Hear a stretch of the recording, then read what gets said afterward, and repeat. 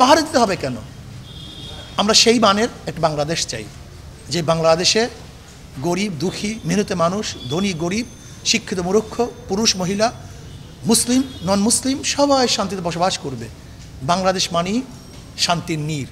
আমি তো মনে করি এটা স্বাধীন সংবাদের উপরে আক্রমণ করা, স্বাধীন সংবাদকে গলা টিপে ধরার একটা প্রক্রিয়া মাত্র।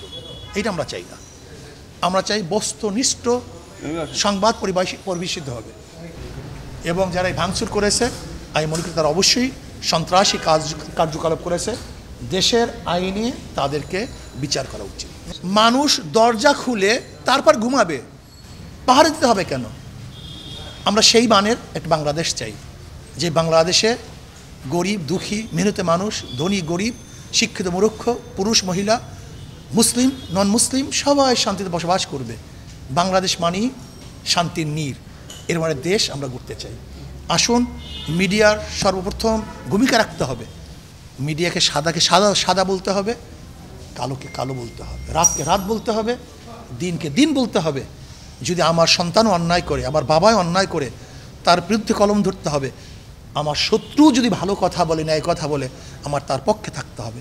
এই মেজাজ যখন আমরা করতে পারবো তখনই দেশটা সুন্দর হবে। আর এই মেজাজ যতক্ষণ করতে না পারবো, শুধু আলোচনা হবে, সরকার পরিবর্তন হবে, এক দল যাবে আর এক দল জালেম আসবে, এক জালেম যাবে আর এক জালেম আসবে, কিন্তু মানুষ মাজলুমরা শান্তি পাবে না। এর জন্য আমরা আসুন সম্মিলিতভাবে নীতি আদর্শ পরিবর্তন করি এবং সবাই সম্মিলিতভাবে দেশটাকে গড়ার চেষ্টা করি।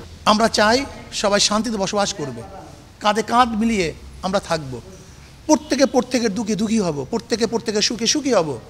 বাংলাদেশ সবার দেশ। কাজে আজকে আমাদের মধ্যে যেই বিভক্তি সৃষ্টি হয়েছে, আমরা যে বিচ্ছিন্ন হয়ে গেছে একে অপরের থেকে, এই বিভক্তিকে দূর করতে হবে। এরকম যদি গলা টিপা শুরু হয় তাহলে আমার গলাও তো একদিন টিপে ধরবে। এরকম যদি মুখ বন্ধ করা শুরু হয় তাহলে আমার মুখও তো একদিন বন্ধ করে দেবে। বিগত দিন ঘটছে। কাজে আমরা চাই না এই মুখ বন্ধ হোক। আমরা আজাদি চাই, স্বাধীনতা চাই, বাকশক্তির অধিকার চাই, কলমের অধিকার চাই, আমরা রাস্তার অধিকার চাই, বাসস্থানের অধিকার চাই, শিক্ষার অধিকার চাই, চিকিৎসার অধিকার চাই। আমরা চাই অধিকার, এবং সবার অধিকার যেন সমান থাকে। দুর্বৃত্তরা যে হামলা করে, যেখানে ধ্বংসাবশেষ দেখতে পাচ্ছেন, গাছগুলো ভেঙে আমরা দেখেছি।